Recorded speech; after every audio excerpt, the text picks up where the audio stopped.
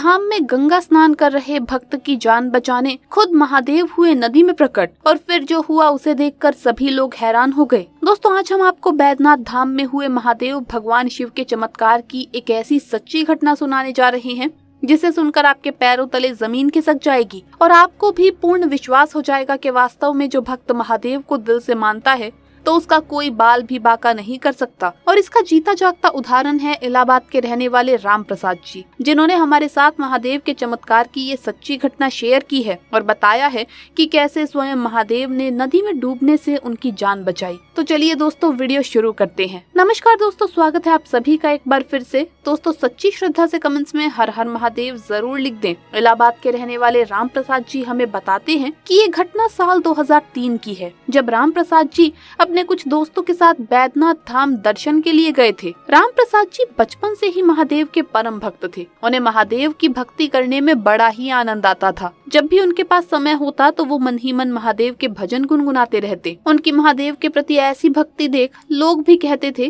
कि राम प्रसाद जी महादेव को इतना याद मत कीजिए, कहीं महादेव को स्वयं न आना पड़ जाए। कई लोग तो उनकी इस आदत का मजाक उड़ाने लगे थे। एक बार हर साल की तरह राम प्रसाद अपने कुछ दोस्तों के साथ बैद्यनाथ धाम गए। तो दोस्तों, आप जानते ही होंगे कि बैद्यनाथ धाम यानी कि बैद्यनाथ मंदिर के पास शिव गंगा झील है, जहां शरणार्थी बड़े भक्ति भाव से स्नान करते हैं। राम प्रसाद जी भी अपने दोस्तों के साथ वहां स्नान करने पहुंचे।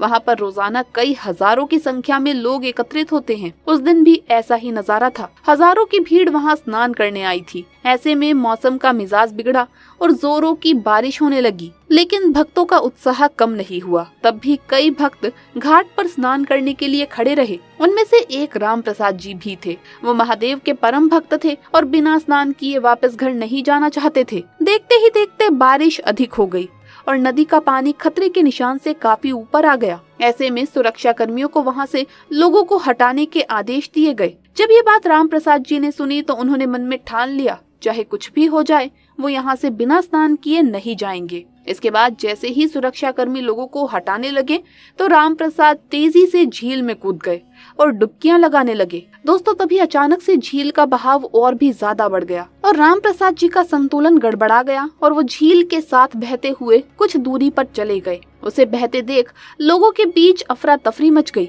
और लोग चिल्लाने लगे। वही राम प्रसाद भी झील के इस उफान को देखकर काफी घबरा गए और मन ही मन महादेव से विनती करने लगे कि हे महादेव, मुझे बचा लो। और मन ही मन हर हर महादेव, जय महादेव कहते हुए राम प्रसाद खुद को संभाल रहे थे। दोस्तों, देखते ही देखते वो झील की गहराई में डूबने लगे। अचानक से एक सुरक्षा कर्मी उनकी जान बचाने के लिए आया और राम प्रसाद को अपनी पीठ पर बैठाकर तैरते हुए घाट के पास सही सलामत ले गया। जैसे ही राम प्रसाद को उसने किनारे पर छोड़ा तो कई सुरक्षा कर्मी और अन्य लोग वहां पर आ गए। वहां पर मौजूद लोगों ने पूछा, आपको किसने बचाया है? जैसे ही राम प्रसाद ने उस सुरक्षा कर्मी का धन्यवाद करने के लिए उसकी तरफ देखा तो वहां पर कोई नहीं था। उसने वहां मौजूद अन्य सुरक्षा कर्मियों से पूछा कि आपकी टीम के एक व्यक्ति ने मेरी जान बचाई है, कृपया आप मुझे उनसे मिलवा दीजिए। तब सुरक्षा कर्मियों के इंचार्ज ने कहा कि हमारी टीम में से कोई भी नदी के अंदर नहीं कूदा, बल्कि हम लोग तो घाट के बाहर ही सबको दूर करके सुरक्षित स्थान पर पहुंचा रहे थे। आपको जरूर गलतफहमी हुई है। पुलिस वालों की बात सुनकर राम प्रसाद जी हैरान हो गए और सोचने लगे कि आखिर वो कौन था जिसने मुझे झील की खतरनाक लहरों से बचाया है। राम प्रसाद जी इस बात को सोचते सोचते एक साधु के पास बैठ गए। राम प्रसाद को देख उस साधु ने पूछा, बच्चा तो इतना परेशान क्यों है? तब राम प्रसाद जी ने उस साधु को बताया कि बाबा, मैं इस बात से परेशान हूँ कि मैं झील में स्नान कर रहा था और अचानक से झील में डूबने लगा और मेरी बेहोशी की हालत होने लगी। तभी वहाँ एक पुलिसकर्मी आता है और मुझे झील के किनारे छोड़ गायब हो जाता है। बाबा, पता नहीं वो कौन था। वहाँ मौजूद सभी भक्तजन मुझसे कहने लगे कि ये तेरा वहम है, तुझे लहरों ने झील के किनारे फेंक दिया था। ये बातें सुन वो साधु समझ गया कि वो कोई और नहीं बल्कि स्वयं महादेव थे। तब उस साधु ने राम प्रसाद जी से कहा, बेटा घर जाओ और महादेव का धन्यवाद करो, उनकी पूजा करो।